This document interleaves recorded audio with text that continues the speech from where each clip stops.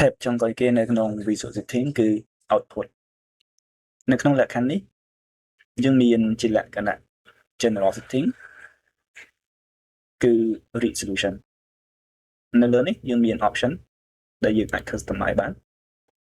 window គឺវា follow ជាមួយនឹង SketchUp window 10:24 aspect ratio របស់វា 1.33 HD Full HD ហើយនឹង Ultra HD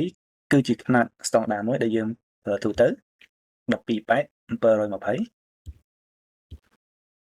19:20 18 ដែលភាគច្រើនយើងហៅ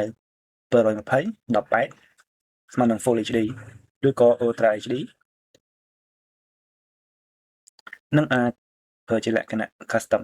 គឺយើងឲ្យតម្លៃទៅលើຂະຫນាតរបស់វាហើយយើងមាន option ខាងក្រោមនេះ viewport aspect ratio option នេះគឺវាស្ទៀងនឹង window ដែរគ្រាន់តែយើងអាច customize តម្លៃរបស់វាបាននៅក្នុងលក្ខខណ្ឌមួយនេះគឺ Enscape recommend ឲ្យយើង render ត្រឹម Ultra HD ឬក៏អាចចាត់ទុកបានថាជា 4K បើសិនជាយើង render resolution របស់វាលើសពីហ្នឹងការ rendering គឺវាយូរខ្លាំង image នៅក្នុងលក្ខខណ្ឌនេះគឺយើងអាច export ជាលក្ខណៈ ID របស់វាយើងអាចហៅវាថាជា channel នៅពេលដែលយើង enable ហើយយើងកំណត់ folder ឲ្យវាចឹង render របស់យើងគឺវានឹង export render ធម្មតាដែលមាន color RGB ជាមួយនឹង channel របស់វាទាំងអស់ចូលទៅក្នុង folder ដែល option នេះភាគច្រើនយើងប្រើវានៅក្នុង Photoshop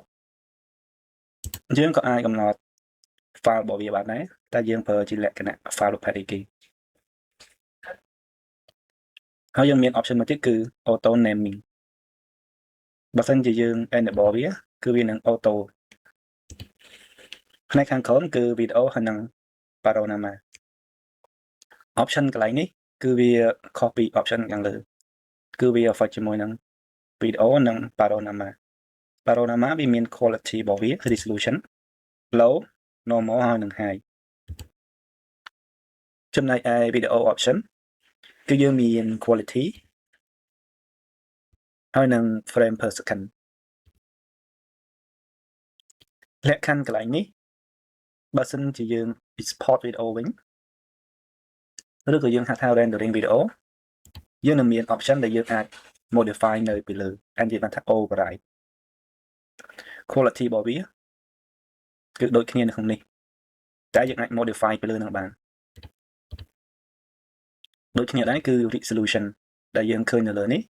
គឺវា follow ពី option general នេះមក